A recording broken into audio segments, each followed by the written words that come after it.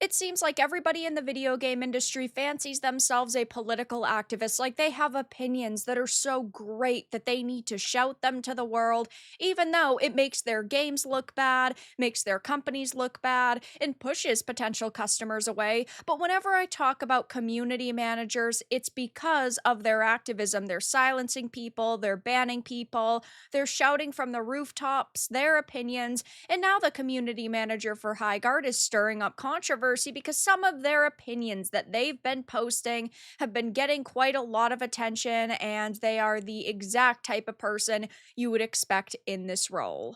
I have a few different things to show off, but before I get into the topic, if you enjoy the content I create, check out the links in the description, join the community in my live streams, and consider supporting through Patreon or YouTube memberships. Now, it's pretty unfortunate that most of the times when I'm talking about community managers, it's because they are causing controversy. You would think that these people would just want to do their job, which is, hey, I'm just making sure people are following the rules on our forums and in our Discord server, and I'm really paying attention to what customers are saying so I can forward that information to the developers. That's not usually the case. And now the social and community lead for Highguard is stirring up controversy because of some of their opinions, and they fancy themselves a political activist. We see this happen a lot where we have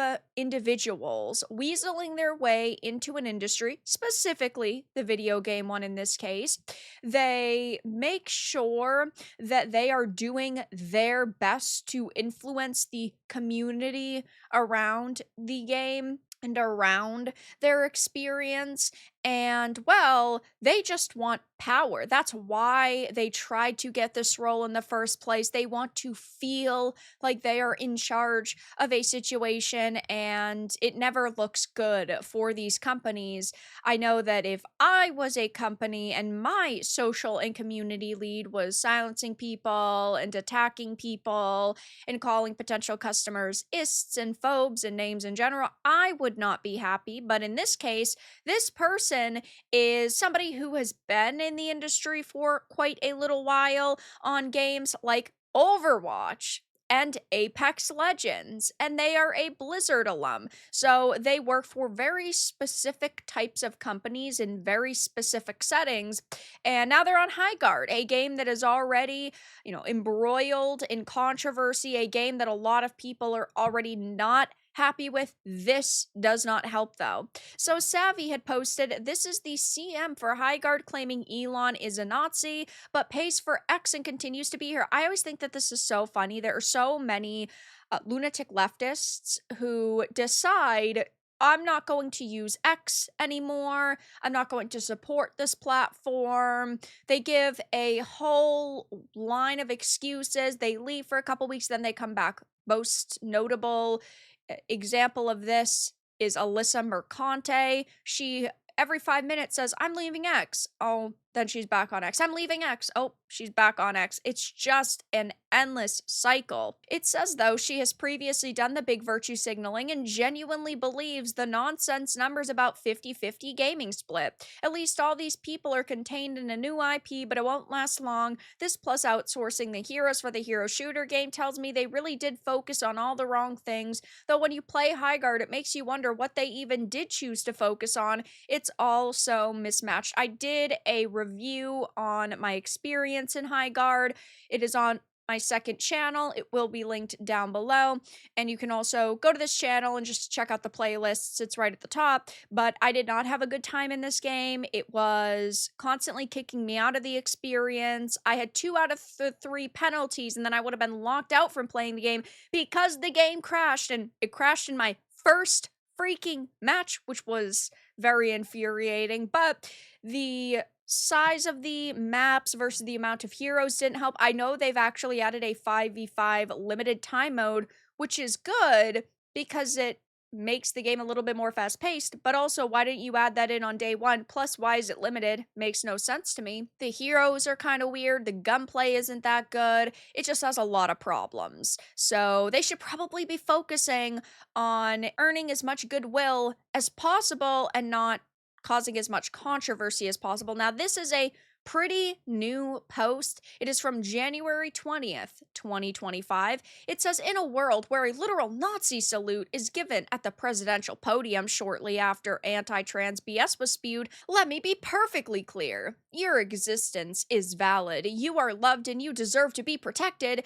You will always have a safe space with me. I think it's pretty weird that there are so many people on the left saying, oh, it's a literal Nazi salute, yet you could take any still image of any presidential candidate, any senator, any political figure who has ever done this sort of I'm giving my heart out to you gesture. And in every single case, they put their arm out, and you could freeze frame any video and go, yep, it's a Nazi salute. I think that this is ridiculous. Clearly, it's not like Elon is actually pushing like Nazi rhetoric, but whenever you don't like someone now and you are on the left, this is the only part of your playbook that you use.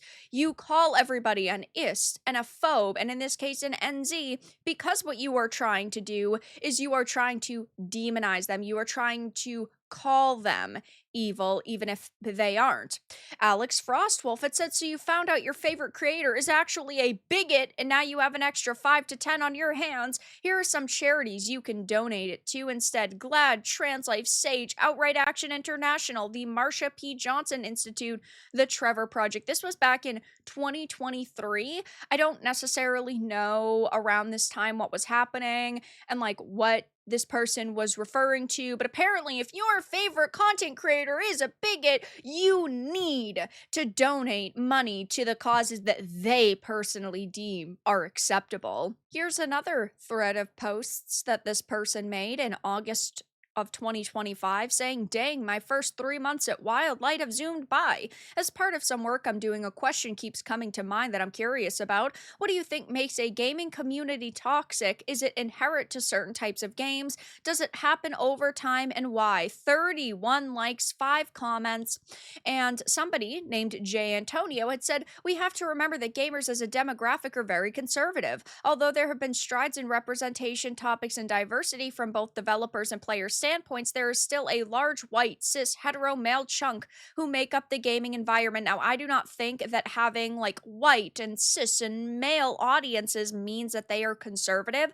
I have not seen a long list of studies and many examples based on left versus right or conservatives versus liberals in the gaming space, but I can say based on what I have seen, based on observations I have made, the liberal leaning content never turns out well. It never turns out to be massively successful unless it is a very rare odd man out. So hey, listen, I don't know where he's getting this claim from, and I do agree with her on that. Like, I would like to know more about this claim, but she then goes on to say, recent data shows that we're getting close to an even split between male and female gamers globally, with female gamers accounting for 45% in the United States. Now, she's presenting this information, but she's leaving a lot of details out, like the fact that women are only 50% when you count in cozy and mobile games. If we are talking about hard-hitting gamers or extremely dedicated and competitive gamers, and you are counting consoles and PC, females do not make up even close to 45% of the gaming player base.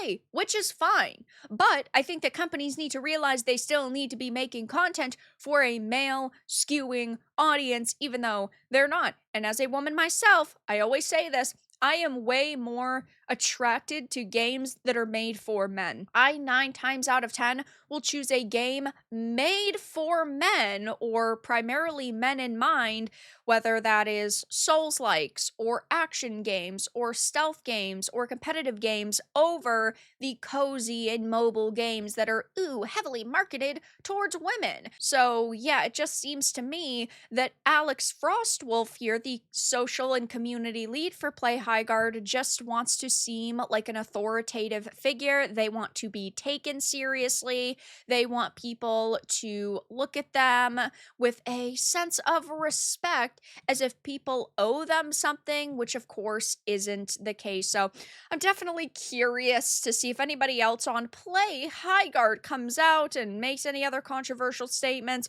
We've seen some of the developers already coping over the fact that this game has not done very good.